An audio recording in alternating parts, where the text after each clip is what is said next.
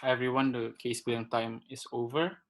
We're going to have introductions, gender pronouns, and speaking roles before starting the debate. As for me myself, my name is Firmansha. I prefer he or they. I will start chronologically from OG until CO.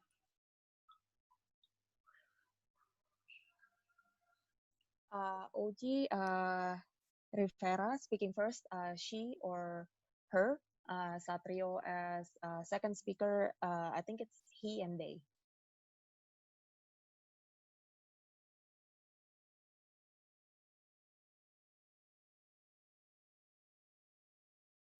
All right, CG. CG speaking first, Bobby, he or they. Daud, if I'm not speaking second, if I'm not mistaken, they. Ya kan? Yep, they.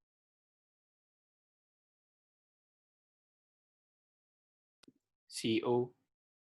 Hi, member would be Audrina. I would prefer she or they. Whip will be Fakhri. I think it's he or they. All right.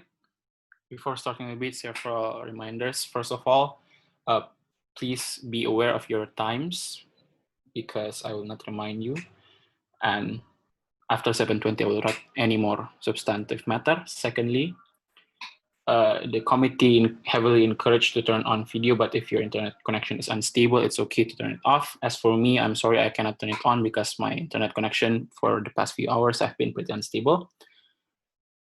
Without further ado, to open this debate, I call Prime Minister. Here.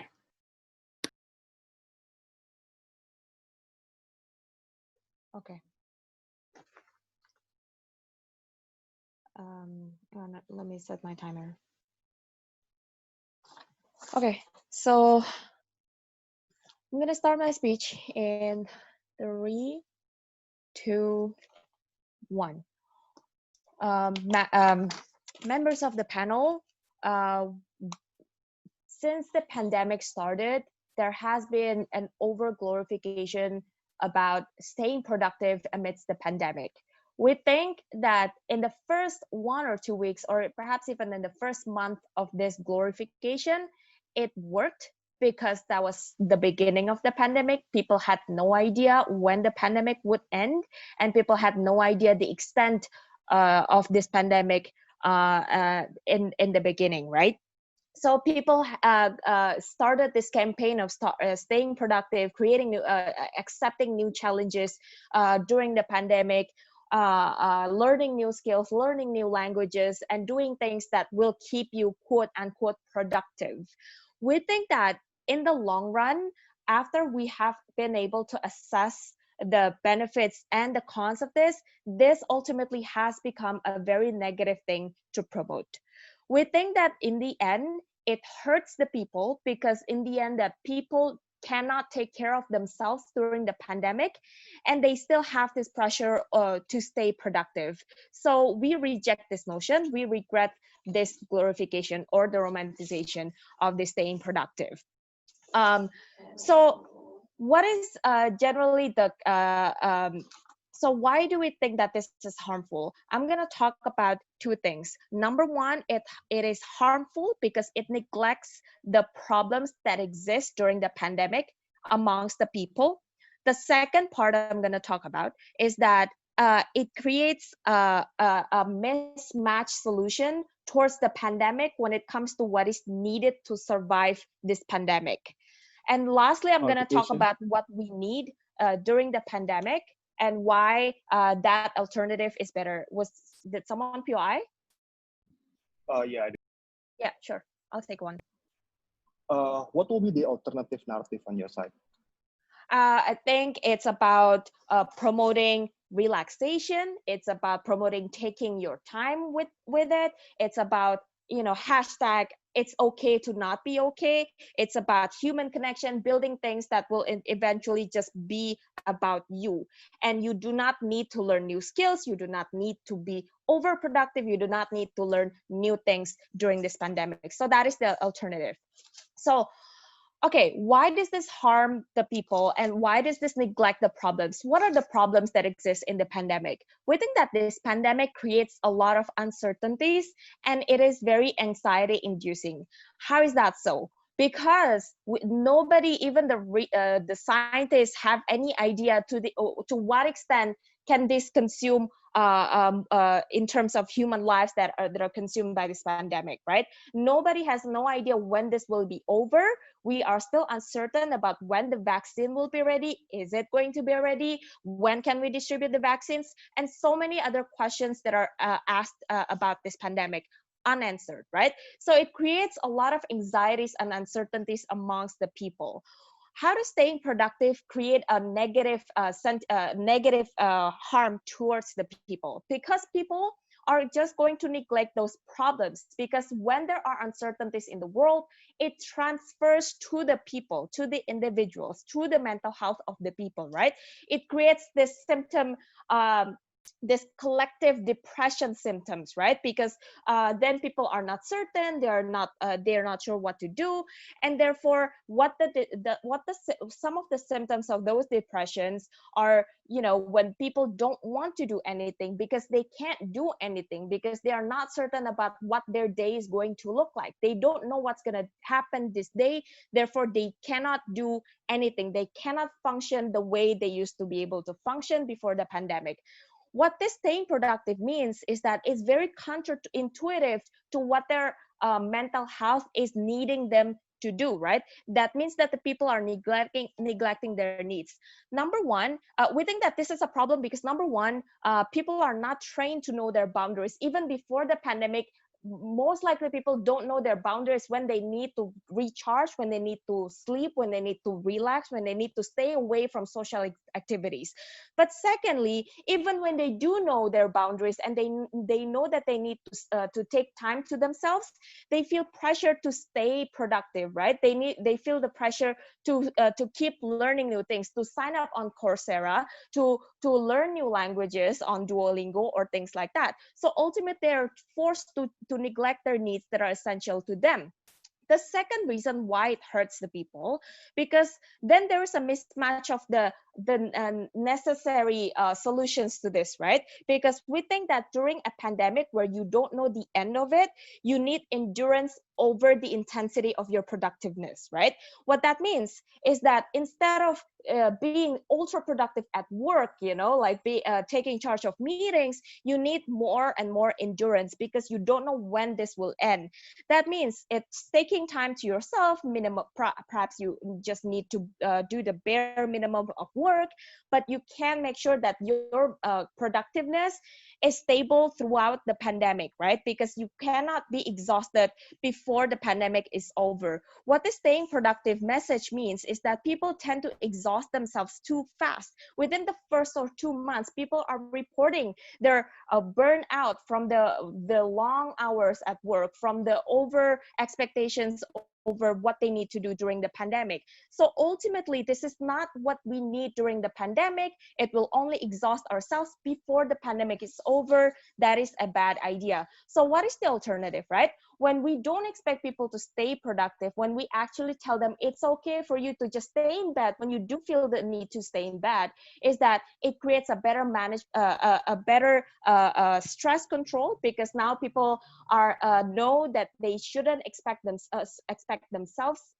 too much from themselves. Secondly, and most importantly, it creates a better management of expectations over the outcome that they can produce, because right now they have this crazy expectations that they can do things during this pandemic that will somehow change the outcome of this pandemic or over the course of their career. People get laid off, people get fired, people get their salaries cut, so there is nothing that they can do. But managing their expectations, no matter how hard you work or no matter how not hard you work, things will stay the same, but it's okay, because those are the expectations that you can manage. It's okay to not be ultra productive. We're very therefore this is a better message. We're very proud to open this case. Thank you. Thank you, Prime Minister, for that speech. To continue the case for opening up, I call Leader of Op here.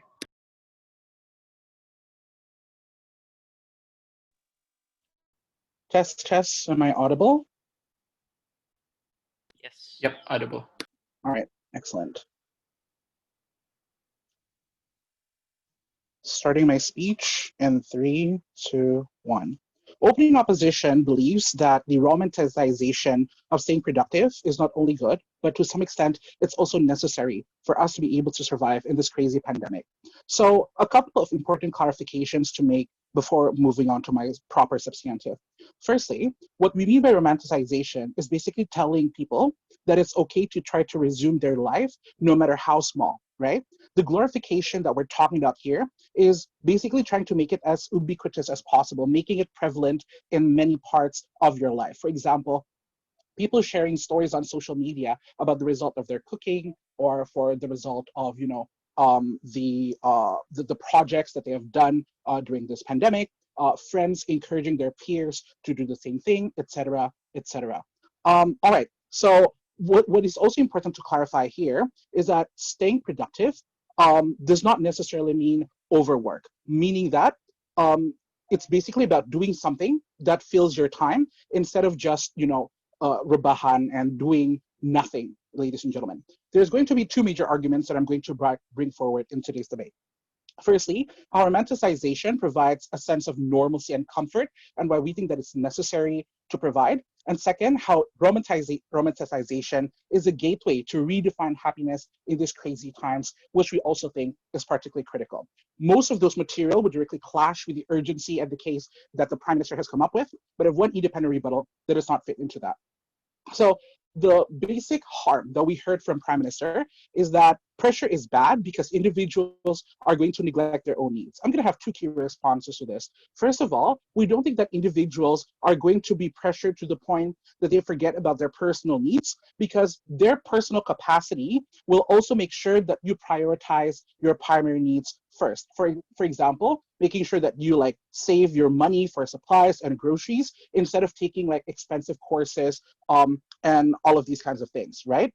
And so therefore, we think that there's a natural check and balance to make sure that you still do get your primary needs. It's a basic survival instinct. But even if, presuming that people are neglecting those needs, they probably feel that it's worth doing because they value their worth by others' opinion of them, right? And this already exists even in absence of romanticization. For example, workaholics have existed before the pandemic. And so therefore, we don't think that those kinds of things are necessarily a generalized issue that applies to everyone. We think that this is relatively a personal preference with regards to how they value themselves rather than something that is a product of romanticization. No thank you to all of the POIs.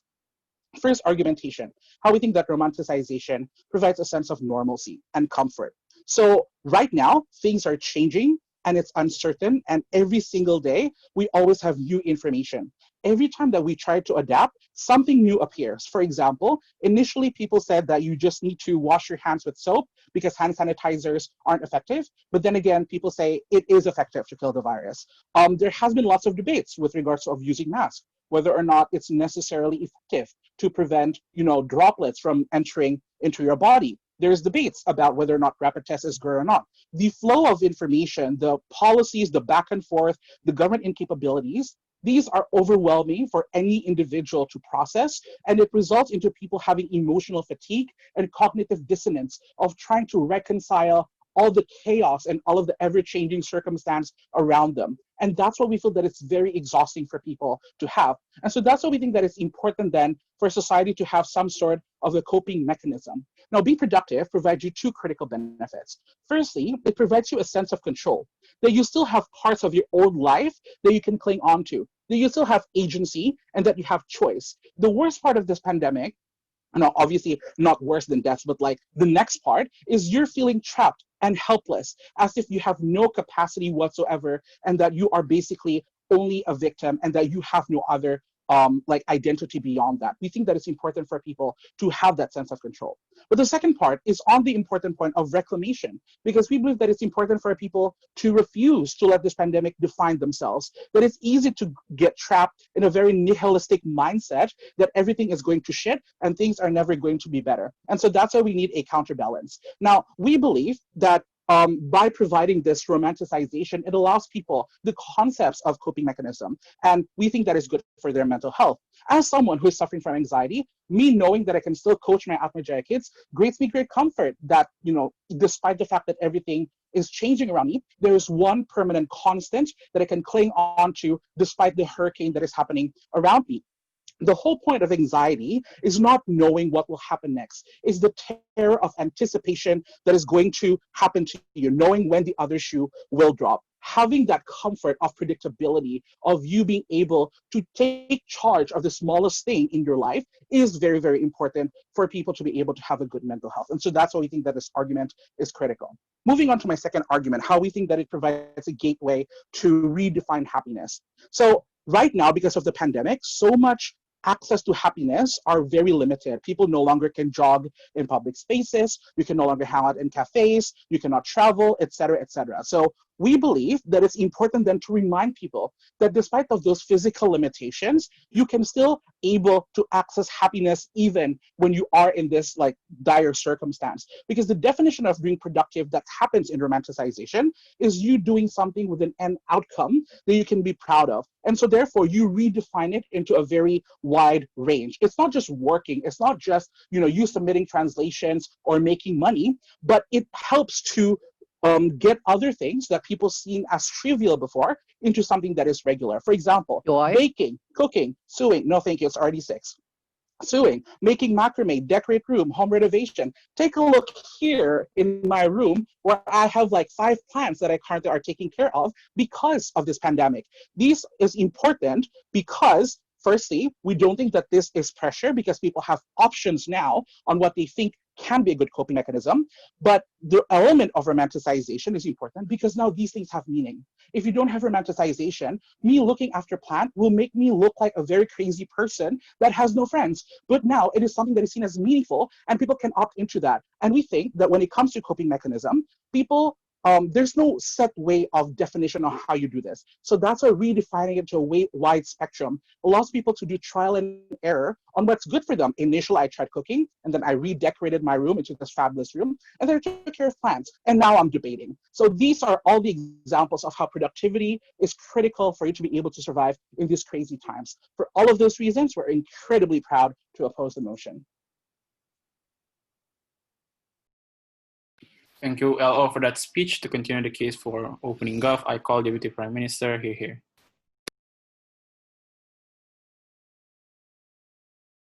Thank you. Checking if I'm audible. Yeah, clear. Okay, thank you very much. I'm going to start in 3, 2, 1. Members of the House, I think in my case, I'm going to talk about the idea that there is a dangerous and harmful continuity between the idea of staying productive while working from home with the culture of overwork that was already in place before the pandemic. And I think that working from home, staying productive while working from home indeed perpetuates and strengthens this notion of culture of overwork. And that's why it's so harmful, and that's why we regret them. But before that, several rebuttal to the arguments being brought forward by opening opposition. First, I'd like you to note that they have an extremely soft notion of romanticization that is very flimsy. It's basically what they say is that it's okay for us to fill our time with whatever. Members of the House, there is 2 questions here, because I think that definition is not necessarily normal.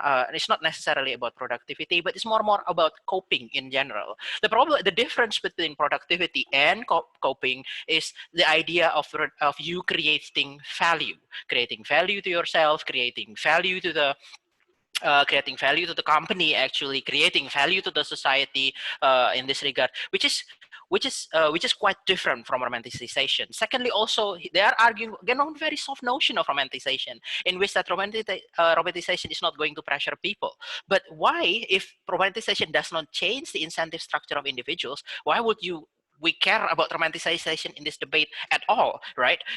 If people want to do it, they will do it. If romanticization have no impact at all in this regard, then why are we even debating about romanticization? That people do certain kind of coping mechanisms certainly is not something that's up for debate. So therefore, I think that this approach is very soft, and I think just running away from the burden that they have to prove. Rather here, what I'm rebutting more importantly, however, is this notion of productivity and how this is very harmful. If productivity mean also the creation of value, and I agree, and several of the examples that Bobby brought are also examples that are examples that does explicitly create value for yourselves is, and also that this creates an idea of normality. The problem here is that the situation right now is actually not normal, members of the House. Actually this very not normal in the way that means that staying productive is foolish. Because why? It is very difficult to create value when you are in a society which is facing through a pandemic, which means that that the economy is stopping, human interaction is stopping, human development is stopping, and therefore it's very difficult for us to create value in the first place. If you focus on action that is very difficult in terms of pandemics, in times of great stress, in times of great anxiety, it becomes very difficult for you to actually not be stressed out about it, because because you are doing something very difficult under very taxing time, members of the House. This is why we are okay, and in fact we support the idea of coping with productivity, what Rivera terms as play, meaningless activity, activity that doesn't have an end goal of improvement or change, but activities enjoyed for its own sake.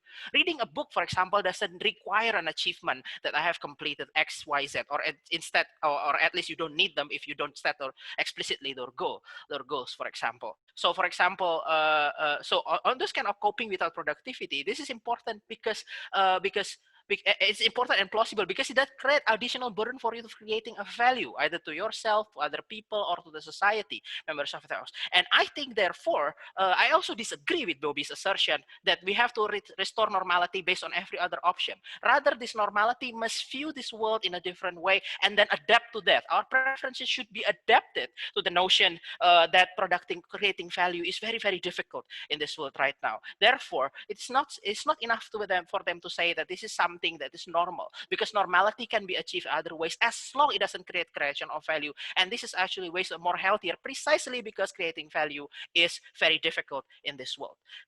Moving on to my argument, but before that, is there any POI? Okay, thank you. Moving on to my argument. We think that staying productive while working from home, being romanticized, perpetuates rather than challenges the culture of overwork that is part of new way of doing business, especially in a lot of Silicon Valley organization or in startups and other major businesses. Right now, in these many industries, we actually have a very significant problem of overwork already. There is a notion of crunch time in software development, for example, in which you need to have unlimited working hours during time that we are going to push for new products or new updates to certain software. Extremely long working hours is normal, burnout is normal, and so on. The problem here is that then this culture get transported inside working from home when you have staying productive in this notion. Why is this the case? When we're working for home, people have consideration that working from home is easy. Why? Because people are not being watched, and people are working without the discipline of the office. However, actually working from home have several problems. For example, there is unexpected long hours during many of the inefficiency of working online without face-to-face meetings. There is an availability of this dedicated workspace, which means that it's very difficult. You have to negotiate workspaces in your places, and negotiating between taking care of children, taking care of housework with both parties at home, etc. The problem here is that for many people in these industries, they only started working from home starting now. So they were not aware of these issues. Therefore, they start projects, self-improvement projects, like what opening opposition talked about, when they are already facing in the problem that working from home actually require strong adaptation, members of the House. Moreover, they get reinforced and they get influenced precisely because there is a romanticization of staying productive while working from home, members of the House. Then they have a problem is that they ask question, why is my life falling apart? Of course, because you're taking too much responsibility. Actually, responsibility is way too much, but you are already taking new projects in order to increase that responsibility as well. However, once you are in that regard, what happens with romanticization is that normally, if people say, okay, I took on too much, I'm going to reduce it, normally, that's the end of it. However, when there is romanticization, what you see in the social media, in other areas, is that people are showing their progress, their results, and their achievements, especially when there is romanticized society. Therefore, there is a pressure, either explicit or implicit, that tremendously pressure people, because people want to not miss out. People not want to be acknowledged that they're not as good as other people, and therefore doesn't have a life that is as dreamy as other people, members of those. Therefore, this is a problem of people are getting pushed to doing too much and harmful to their mental health. So it's not as simple as being allowed to do normal things. No, you're actually doing normal things when normal things is actually very harmful for you. Second, also, what happens is that in the future is that, of course, many of the additional work is make work actually, because there is no productivity being made. Finally, there is also problem is that we are already overworking, so we're working on a baseline. This is harmful in the future as well, because actually in the culture of the overwork should be challenged in the future. But even if in pandemic time we can be productive, and it's romantic being productive, that it is also productive in the future. In the future, it's also romantic to overwork in the future. Therefore, it's very difficult for us as well to challenge the culture of overwork that it is causing harms to our mental health as well. We think that this romanticization is well intended but misguided, and this is why we should abandon them now. Thank you. Thank you, DPM, for that speech. To continue the case for team opening up, I call DLO. Here.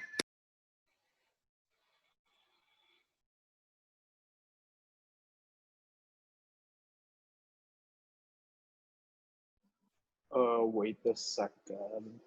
Can you see my screen? Yeah, clear. Okay, cool.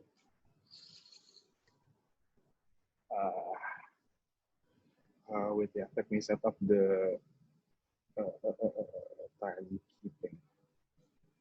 All right.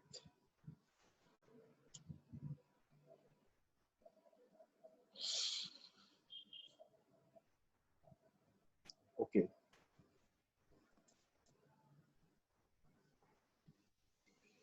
Member of the House, I think before going on to the crux of the discussion of this debate, I'm going to make simple clarifications to make sure that the judge and everyone else in the room understand that the debate mainly talks about romanticizations and how romanticization impacts the way people feel, right? Because I think opening government is trapped in the classic and traditional definition of productivity. They ignore the massive characterization from my teammate Rui about how pandemic impact the narratives and how people perceive activity. There is a significant change into how then people can perceive doing something in society. So I'm going to give a short example. Before the pandemic starts, people are not going biking, right? They don't buy bikes, they don't go hike, for example, or jogs, for example, or workout. These are all just like normal activities that people do not appreciate. But after the pandemic, these activities are being redefined by how people perceive pandemic limitations and how these activities are seen given the limitations that we have right now. So people who are working out, people who go to debate tournament can be seen as people that are productive because they are doing something that is helping them to understand this. So maybe in the era of before pandemic, it is seen as a coping mechanism, but the pandemic in and of itself changes the way in which these activities are being seen. And that's why we think that romanticization plays a major role in creating that shift and creating that new perceptions. For POI, feel free to unmute yourself. I cannot see the screen.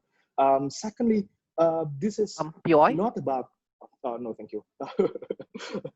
Secondly, this isn't about the overwork culture, right? Because I'm happy to defend why overwork is bad, and I'm sorry if there are some companies that pushes you to overwork, but this overwork is not caused by the romanticizations of being productive itself, but this is caused by the capitalistic structure that force you to be productive. As always, this happens on their side as well, irrespective of the pandemic situation. I don't think opening government managed to prove their case. So let's talk about the first thing. What do people feel when productivity is being glorified in our side of the house? So what opening government said in this debate is that people are depressed by the pressure of having to be productive, right? They are facing a lot of unhappiness and they don't feel happy about the pressure. So let me understand this situation, right? The sudden change that happens in your life because of the pandemic is inherently depressing. So when you used to do a lot of things outside, when you used to hang out with your friends, now you cannot, it is inherently depressing. So it's not about the romanticization that makes you depressed. It's about the sudden change in the way you actually run your life, right? And in these cases, pressure does exist on that side because there is a big difference when you wake up, you go shower, and then you go to the office, and then you go wake up and you do nothing. There is a huge differences that makes you feel depressed because you were not able to do what you used to be able to do, right? And this culture exists. But secondly, when you're talking about companies culture, good companies understand that personal care would be the key for high productivities. This means the company have an inherent incentive to make sure that their workers are able to manage and take care of their personal life. That's why in my company, for example, we have an increased numbers of one-on-ones when we talk with our managers about our concerns, about our situations, and to let them understand about what happens in our life. These situations exist in good companies, but I agree there are bad companies out there, but I'm not sure why then these bad companies would be better on that side of the house as well. If they are inherently pushing for overwork cultures, do not understand the personal needs of their employees, I don't think that they will change just because you don't romanticize productivities. But lastly, even if that there will be a huge pressures on us out of the house for people to be productive, I think the characterizations given by the prime ministers about the unpredictability and uncertainty of the situations is exactly the reasons why pressure might be to some extent necessary. The reasons for this is because people might need to be able to adjust better to the uncertain length of the pandemic in the long term. What this means is that working from home may be a new, I hate to say this, but a new normal for people that is currently working, and remote working might be a culture that is probably more favorable in the futures. With allowing people to be more complacent and not productive, not figuring out what they can do to be productive and what they can do to adjust to the situation, I don't think that we prepare them enough for the long term. But what's most important after this, but what's most important is that in the large scale, in terms of government, for example, we need to understand that economic are interdependence. What this means is that your labor, your work may be impactful to how then other people having access to economic benefits. For example, if you're working in a bank and your work may be impactful to how small businesses, for example, being able to be assessed properly when they're trying to get some loans to survive of this pandemic. And your productivity is required to make sure that in this difficult time, you are able to help the economy keep surviving and helping people on the ground that have less access and less privilege than you. POI, please, yeah. Do you think that this narrative or this romanticization of being productive also comes with the requirement to bring output? I think that's what me and Rui have been saying, right? We talk about how people see outputs differently. So maybe when you're doing tasks on your work, it can be seen as output. Now your cupcakes can be seen as output because it is being seen as a productive activity when you start baking. And these outputs is important. I think engaging to that specifically, this is what I think my leader of opposition has explained well, right? The absence of romanticizations hinder the ability of people to have wider access to what being productive means, right? Reading a book or like playing games might not be seen as something that is productive. Cooking might not be seen as something that is productive. But when there are a lot of people, influencers, for example, or celebrities posting on their Instagrams about their cupcakes, about their cheesecakes, for example, this open access for people to understand, oh, maybe baking is a productive activity and baking creates happiness for me. So it's true, maybe to some extent that it relates to a coping mechanisms and not necessarily productivities, but the over glorifications of productivity in the situations allow you to have a wider range of coping mechanisms that helps you to go through the pandemic. And we think this is a much better world on our side of the house. We close the opening debate. Thank you.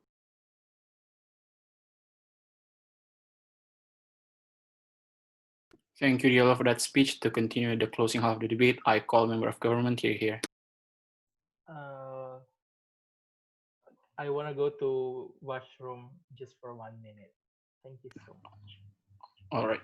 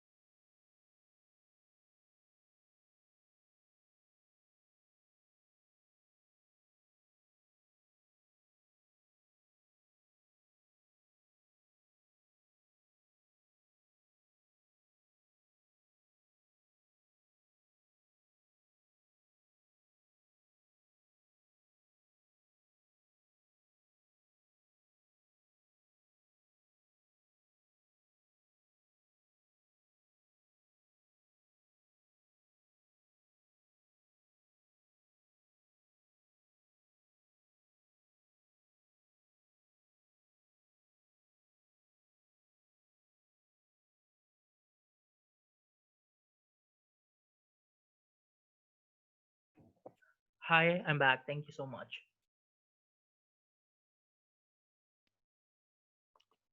Pa-pa-pa.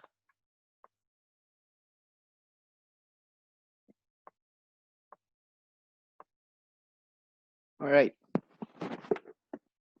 Kalau POI just hidupin mic aja ya, karena I'm not going to look through the chat. The chat.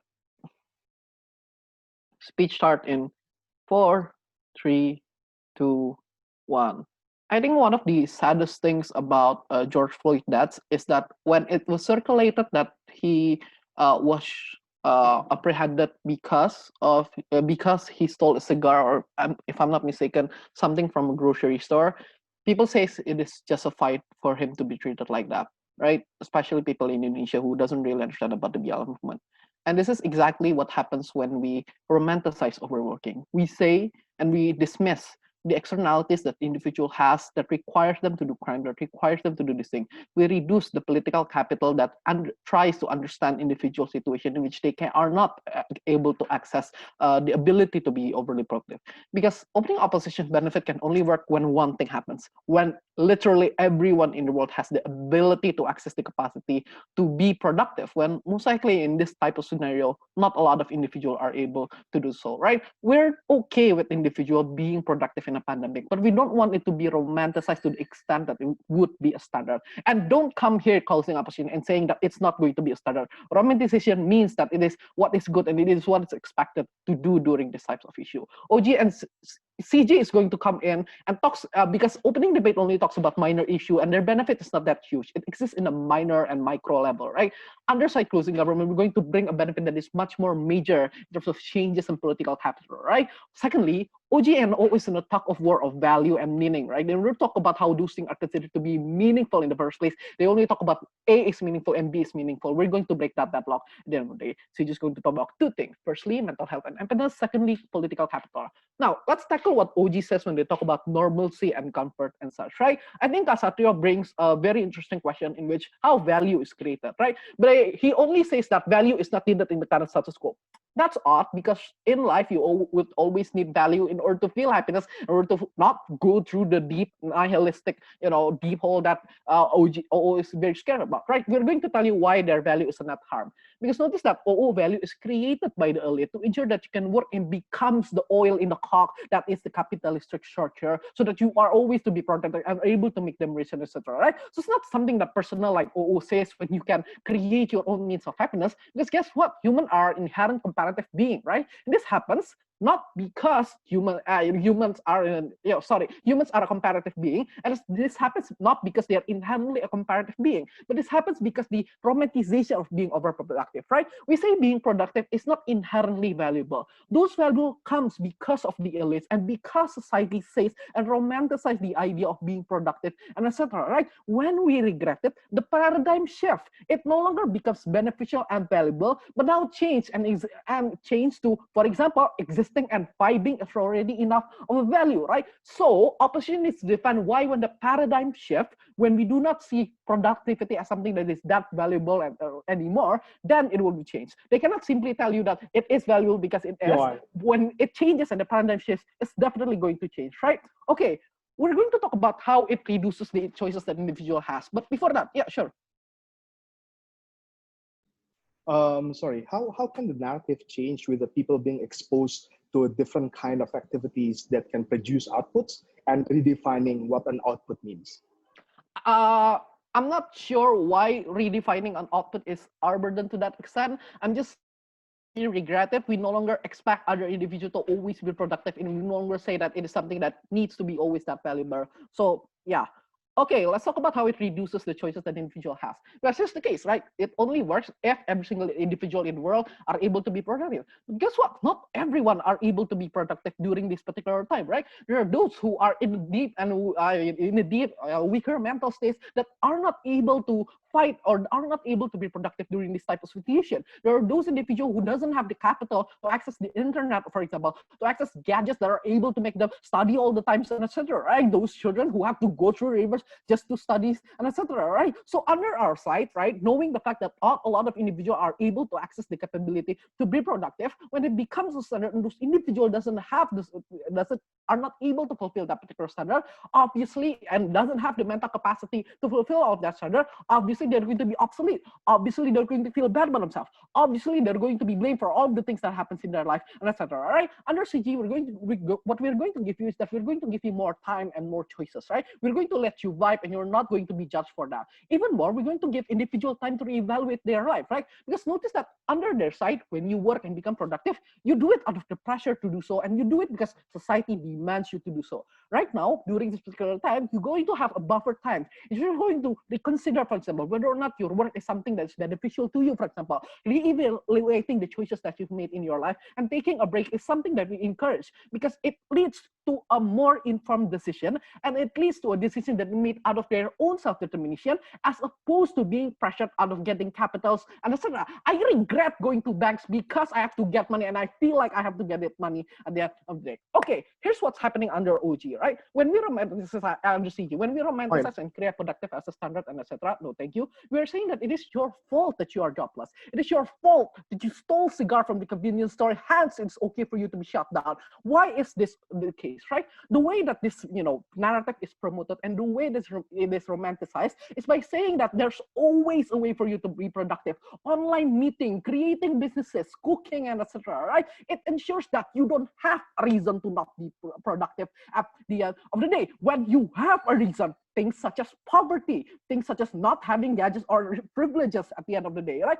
Secondly, it puts the responsibility of you because you have the ability to be productive. It ensures that when you fail, you are responsible for it because you have the capacity to be productive.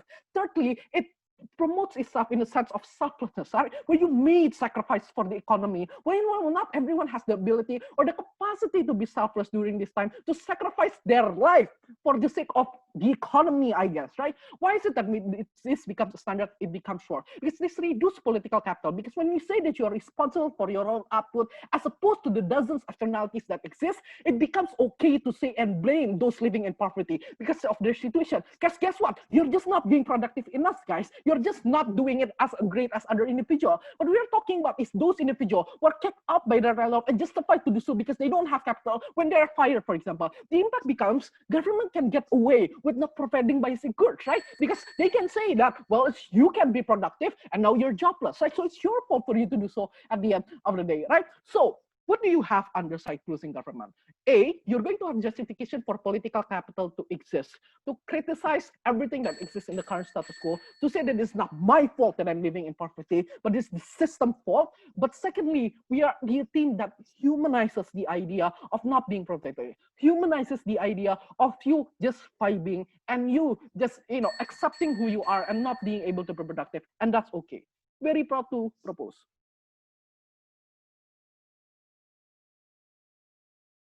Thank you, Member of Government, for that speech. To continue the case for team closing up, I call a member of up. Here. Check, am I audible? Yes. Cool. Wait, let me set up my timer first. Could you increase your volume a bit? It's a little hard to follow. Sorry. Oh, okay, sure. Is this good enough? Yeah, this is. Okay.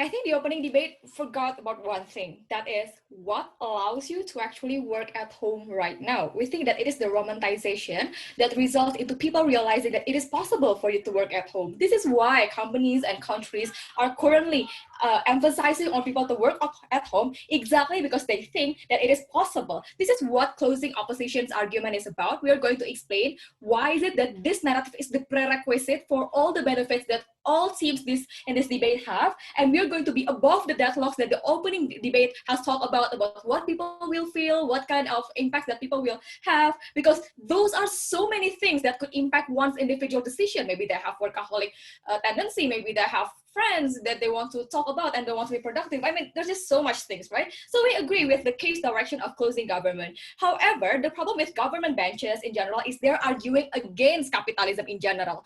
I know that capitalism sucks, and I'm very sorry for all the stories that Bobby brought to you. However, I don't really understand first, why is that possible? What are you going to change in the result of the house? And secondly, why do you have to do that in this motion? There are other alternatives that you can have to criticize capitalism. They exist. I don't really understand your relevancy to this debate. So before I move on, I would like to give two further picturization of what the world in opposition will look like. Two things. First of all, we're going to have support in terms of infrastructure on how do you work at home. For example, you're going to have free internet given out by the government, by your universities, for example. Government will create policies to enable companies to let you work at home. They're going to give tax breaks for companies that allow you to work at home. Universities will give out free courses like MIT, giving you courses on how to do engineering, for example. But secondly, you're also going to have a lot of tips coming from your community. Things like not only how to be productive, but also how to start a new business, how to be a virtual model, and so on and so forth. These kind of things are very important and will be important on my speech later on. So I'm going to explain about three things in my speech. First, I'm going to explain why are you going to force up the opening up of economy, which I'm sure no one in this room wants to have. Second, I'm going to explain why this decrease the support for staying at home. And lastly, I'm going to explain why this will decrease access to, why this is an opportunity for access to less privileged communities. So first of all, I think that this is very necessary for us to help all the people that closing government wants to bring to you. We understand and we agree that not everyone in this room and not everyone in this world have the ability to have internet connection and so on and so forth, right? But what changed when you have this romanticization, right? First of all, you change people's perception. You change people's perspective that it is actually possible for you to work at home. Things that might be unimaginable before, like becoming a TikTok artist. I assure you it's very profitable, and maybe starting up a new businesses that is very easy for college student, like making pictures for people, these kind of things. Selling sambal, for example, to people, to your neighbors. How do you market this through TikTok, through WhatsApp, and so on and so forth. So the benefit of this is people know that it is possible and it becomes common knowledge. So it is very accessible. Secondly, is demand, ladies and gentlemen. When you have a demand to do businesses, for example, if I want to sell a necklace, then I have to buy the materials. I have to buy boxes, for example, to send it out. I have to pay to the shipping agency that employs a lot of people. That means you're going to have a circular and trickle-down economy that will help a lot of people. What the Scotian government explained to you is they're only complaining, basically, about how bad the situation is, but they don't explain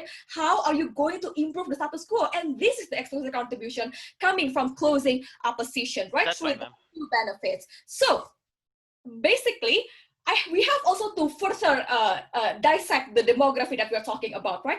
We're talking about true people that is not super poor, but people who are super poor are not going to be helped in closing and government's case anyway, right? Because if they're that poor, that means they're going to be forced to go to become a Gojek, for example, or they have to be a Kuli Bangunan that has to go out anyway, and they cannot be helped on your side of the house only. So we have to be reasonable here, right? But at the very least, in our side of the house, it will happen in a significantly lower rate. We are going to affect middle class people who works in companies that is not Unilever or that it's not McKinsey, for example, that have all the ability to give support. But when this becomes a norm, companies will try their best to provide this, and the government and universities and all NGOs will try to help you to do this as well, right? We understand that opening government have explained to you that, hey, people are not going to know the limit, right? You're going to stress them out.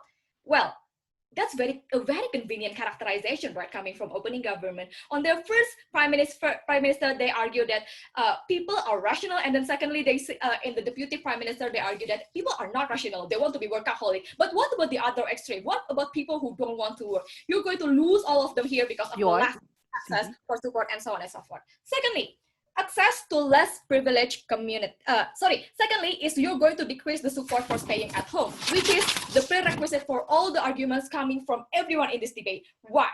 Look, this pandemic is very annoying, right? It is very harmful towards all of us, and government is making a hard decision on between prioritizing economy and health policies, right? What does it mean? It means if you don't give out the narratives and you don't incentivize and to some certain extent pressure people to be productive at home, then companies will see it that their employees are not productive at home. What does it mean? It means they're going to lobby the government to open up the economy, saying that we have to save the people. If you close the economy, if you quarantine people, people are going to starve, and so on and so forth. I'm sure all of you have heard about this argument before, and it's going to be even more prevalent in their side of the house. What does it mean? It is very harmful because you're not going to stop the COVID-19. You're going to create a very bad policy for this, right? This is why this argument is very important and exclusive from closing opposition. Lastly, access to less privileged communities, right? So we have a lot of, I'm going to specifically talk about people who are college students, for example, or people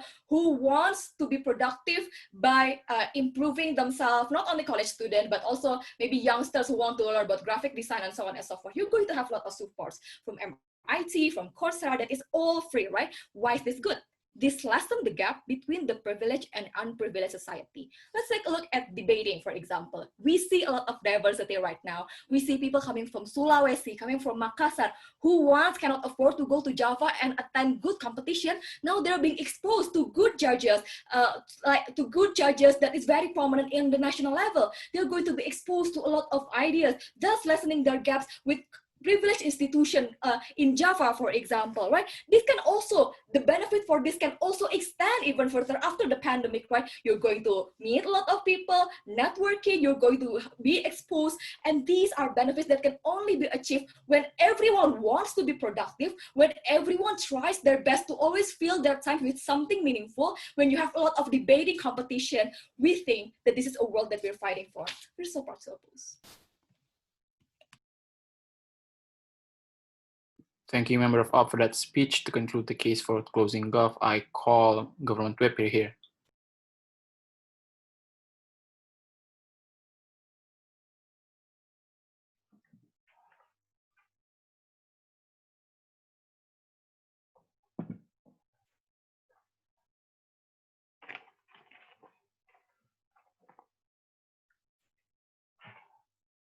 Check, am I audible? Yep. Yes.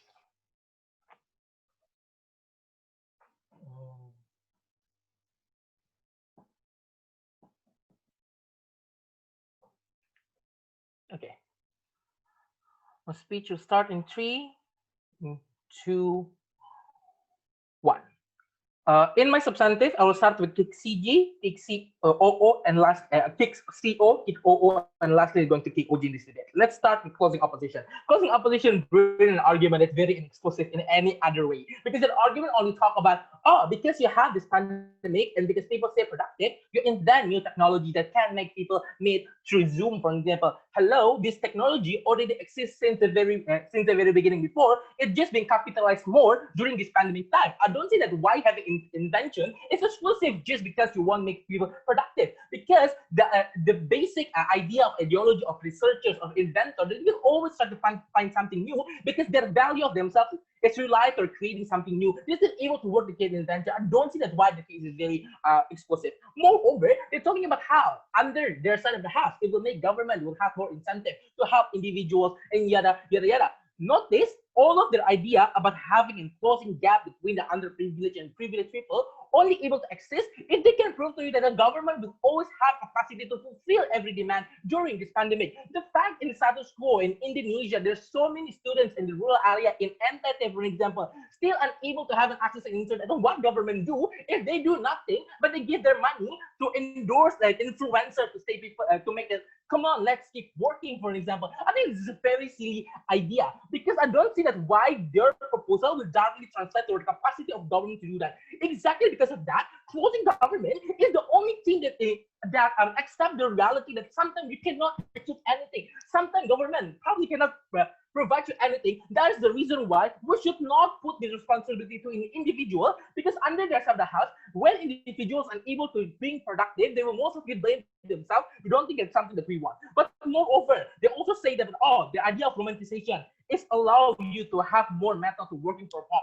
Exactly, this is something that's very bad, like what Bobby told you, because in status quo, you no longer have an excuse for you to stop working or take your buffer time, for example, because company will might say to you that you have no reason to not working because I already give you this kind of facility without recognizing so many externalities that can push you to unable to do this job. Toxic family environment, a mother that have 5 children in the house, they cannot make her concentrate to do her job. Take CO out of this debate. Start with opening opposition. OO can simply be kicked away by this debate, like what OG said. But here's the thing. They say that stay productive doesn't mean overwork because even small action count as being productive. This is a very dismissive characteristic because you have to understand. They forget to characterize to you about the idea of romanticization because romanticization always rely on the idea of you getting praised by other people, ladies and gentlemen. They never explain to you that why people want to succumb to this romanticization. People want to succumb to this romanticization because they feel good about themselves, because they feel they will have a higher moral ground compared to other people because they are being romanticized by this society, ladies and gentlemen. They will create a competition of contribution. You need to understand who is the one that define and determine the definition of productive action and definition of output, like what they want to say. Unfortunately, it was not opening opposition who determined the definition of output, because the one who determined the definition of output in general society living under this capitalist structure. You know, it might sound similar to opening government, but at least we are the one that give you a characteristic of society why it's going to be very bad. But Danny tried to say that, oh, people will have a different value because people are exposed to the different activity.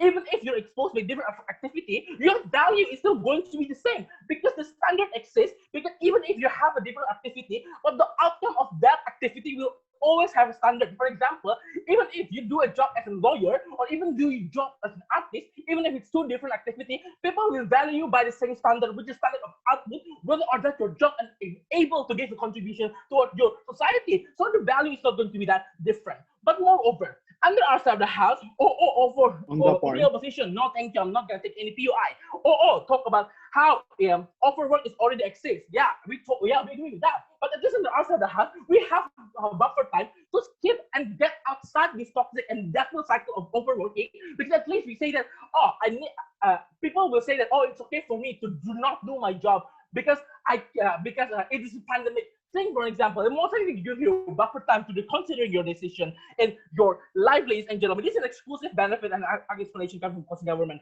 But even if you want to buy a shallow characteristic coming from the opening opposition by saying that, you're still able to feel good because you're doing every small action, why all of those things is still something that's very bad under their side of the house. You need to understand the idea of sense of control, opening opposition talking this debate, is just an illusion of control. Because why is that so? Because you need to understand their net benefit of doing this thing is super small, ladies and gentlemen. Because even if without you having this pandemic, you already realize that I have sense of control in this small thing in your life. So their benefit talking about in this pandemic with this idea of romanticization of productivity, finally you will realize that the small thing that you can do in your life is something very important to you. It's not exclusive under this context, under the romanticization of productivity or not, ladies and gentlemen. But comparatively, you need to understand. Under this of the house, even if this is a small action, doesn't mean that it's something that you could do, ladies and gentlemen. Because why is that so? Because it is different. Probably the small thing in your life that you want to have, that you have a sense of control before, it might not exist when during a pandemic. For example, you think that you have a sense of control because you're good at debate. It might not happen. It might not happen in status quo. Because, for example, you have a mother that's going to be very annoyed if you give a loud speech like I'm doing right now at your home, for example. So even if they want to do the idea of doing a small action to validate themselves, it also has so many externalities that cannot be accessed. So the only way for all keys to be won is they didn't even explain to you that why all those things possible during a lot of externalities. Lastly, Danny also talked about exactly because the economy is interdependent. That's why you need to do your job so people also can feed themselves. Notice this argument is very underdeveloped because even if there is a romanticization of working and being productive, people still going to work anyway out of the necessity. For example, ladies and gentlemen, they need to prove to you why when you stop the excess of romanticization, everybody will suddenly stop to work. But at least the one we want to get from the first government, because there is certain balance that you can get, so you not keep pushing yourself to be a very overworking individuals, ladies and gentlemen. So what is the exclusive benefit contribution by the closing government, because we're the only team that characterizes how society is going to look like. Who is the one that created this narrative? OG, because very dismissive through the shallow characterization of opening opposition. That is the why CG engaged with that shallow characterization and what things still going to be worked under the rest of the house. We're also given explanation that how you're able to we're able to have more advocacy because you have an excuse. For example, the poor people is not just directly being scrutinized by saying that, oh, poor people is lazy, but they understand certain externalities that make them do certain jobs. And I'm very proud to win this debate.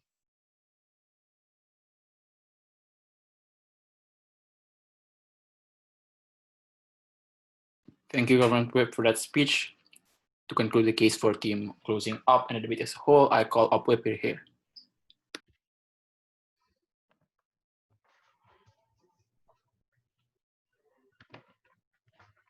Okay. Wait a second.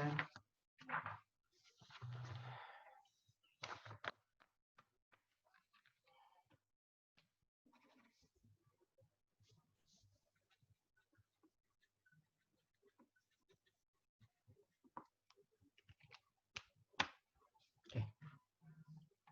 I'm going to start in 3, 2. I completely agree with the closing government, the government whip explanation, right? He told you that, you know, people are not going to stop working on their side of the house. This is key in this debate, because notice what what does that mean? That means that productivity and all the pressure for you to work, to go to work, to create capital and so on still exists. So the question in this debate then, how then these people, these individuals operate on the basis that there are already these certain price pressure. How then, with the current limitations of the current pandemic, you can operate within that exact systems? We think that closing oppositions answer this. What we told you currently, exactly because of this narrative, we can create things such as marketing or the accessibility, like the connection towards people. And what we told you was that is very important, was that because there is a demand for you to always be productive, it's less likely for you to go out, because you know, even if you stay at home, you can still be productive. Because notice the current bell curve is still rising, ladies and gentlemen, with the very important things, even from just mental health, is your physical health, ladies and gentlemen, that is currently threatened by the current virus. That is something that on their side of the house they never actually engage. And the third thing that we told you was that we told you that currently underprivileged communities, for instance, they do not really have connections to things such as this competition, for instance, such as things such as free webinars and so on, right? Their response to this was very menial. They just said that, you know, some government are shit and they wouldn't give you that, and you know, it already exists anyway. The question in this debate is, why does that exist? That exists exactly because we gave them the incentive that current people can be productive. Currently, if we gave them platform, they can then be productive in the end of the day. They can do things that we can't even imagine doing before, ladies and gentlemen. That's the key in this debate. That's why we already win this debate, right?